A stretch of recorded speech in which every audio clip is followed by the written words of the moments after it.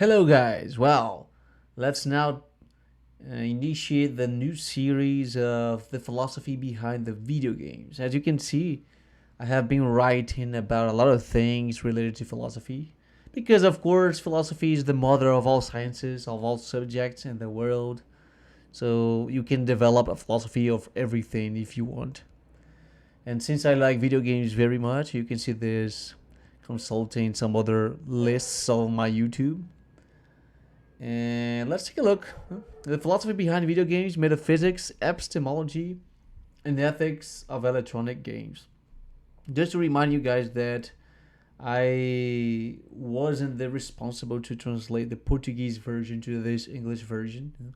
They have done this automatically, but don't worry, there could be a good opportunity for us to make some corrections, and not giving you a philosophy class but an English class as well.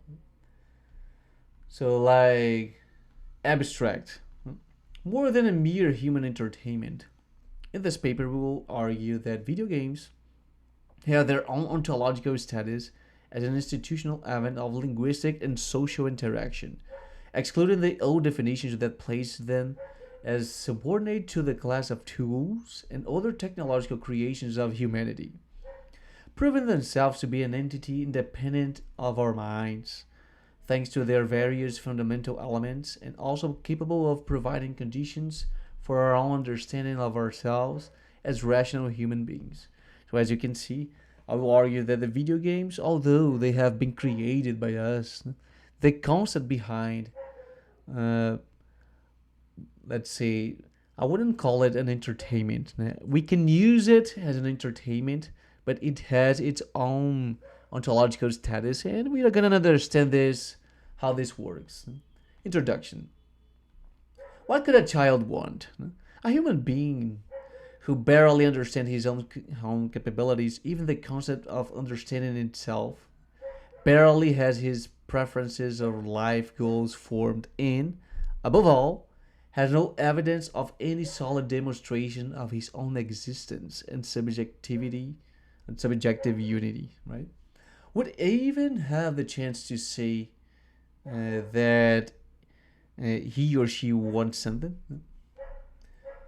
One way or another, many ended up receiving a gift from their parents in the 80s and 90s that was said to be a dream for any of them.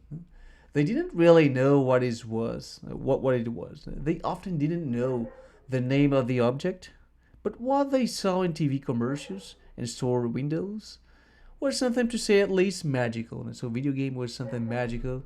And I still remember when my mother and my brother came with a Mega Drive console back then when I was 8 or 9 years old. And my first game was Sonic the Hedgehog, and I'm still one of the biggest fans of this hero, although its games are not so good nowadays. What was seen were scenes that could never appear in the real world, a window into the perception of a new and striking objects that almost involuntarily brought joy in the desire to be close, with an enchanted aura that deceived us, making us lose track of time. Maybe because it really seemed at first to have this fantasy proposal that intensely distracts children. It is one of the first reasons why a large number, to this day, still think that it is a childish experience.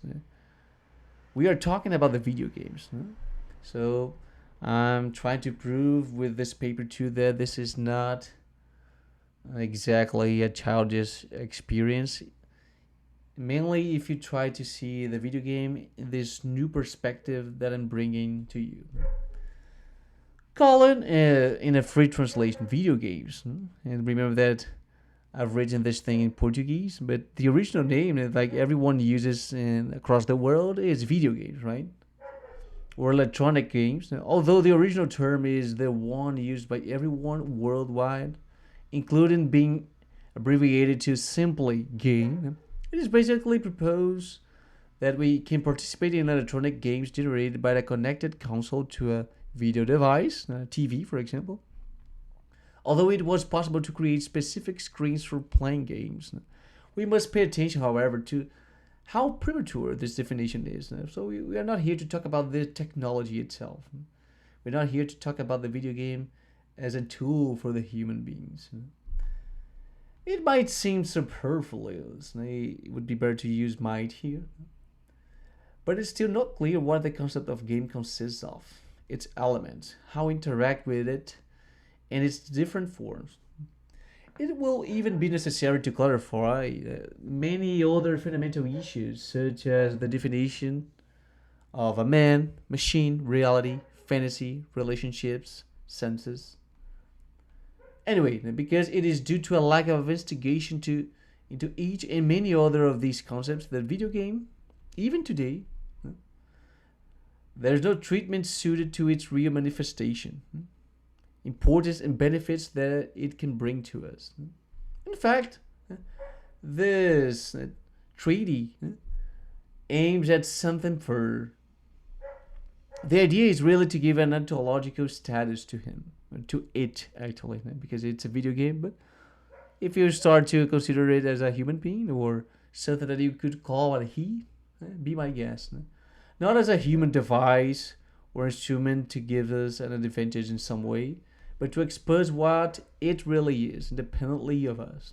Furthermore, independently of any other being that interact with it, even given the possibility of interacting with each other, as well as any other being exposing, once and for all, its autonomy and real definition.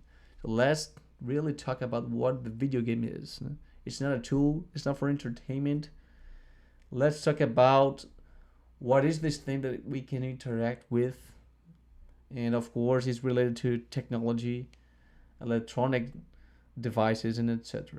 Of course, continuing to read this writing requires the reader to have minimal philosophical maturity so they are able to suspend for the time being many definitions and understandings that they have already constructed in order to understand, just as it is possible in a classical metaphysical analysis, for example, to conceive of a mere inanimate objects or even fantasy objects as beings. So this might be difficult for you guys, but we are starting to considering things as beings, not necessarily alive. No, we are not in this merit here. What is the meaning of being alive anyway? As much as ourselves, less or even more, given some scale of levels of being. The case is that only philosophy as an academical activity it reminds us that all the knowledge that we have today is nothing more than definitions created by ourselves, and there is no concrete proof that the terms and meanings that we use correspond exactly to what they really are. This is the test of metaphysics, right? To try to bring some definitions before the existence of the experience. So if you don't have interference of the physical world and the contingencies of the experience, you might have the true definition of something. In fact, we ourselves invented that there must be a correspondence between two objects, one being the signifier and the other the signified. We don't know yet why something should be anything in the first place. So the focus of this paper will of course be on talking about the video game. We will not get lost in long discussions about the general structure of being, and often some concepts and tools will be given, including the meta language itself. Use it now.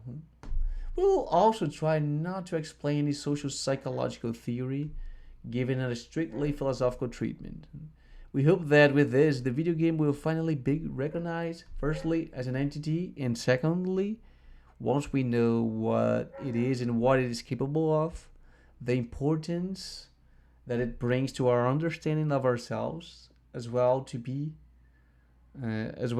to be, and the theory of knowledge. I don't think this is well written here, but we will understand the video game will help us to understand what we are.